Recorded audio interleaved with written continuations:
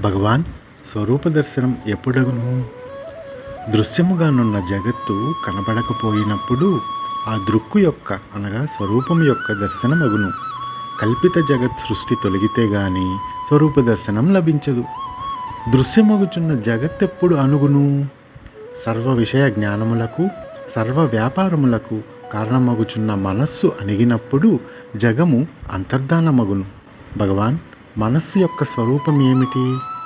మనస్సు ఆత్మస్వరూపంలో ఉన్న అతిశయ శక్తి. దాని నుండియే అన్ని తలపులు తోచుచున్నవి. అన్ని తలపులను త్రోసివేసినప్పుడు మనస్సు అనేది వేరుగా లేదు. కనుక తలపే మనస్సు స్వరూపము. జగత్ అనేది తలపుల కన్నా వేరుగా లేదు. నిదురలో తలపులు లేవు, జగత్తు లేదు.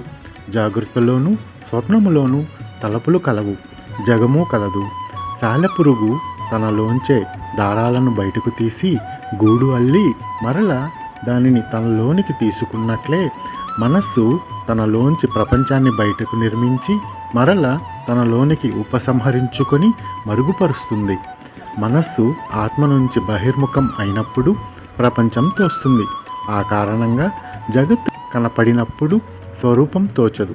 స్వరూపం ప్రకాశించినప్పుడు ప్రపంచము తోచదు. నేనెవరు అని మనస్సు తన స్వరూపాన్ని విచారిస్తూ పోయినచో ఆత్మస్వరూప దర్శనం కలుగును.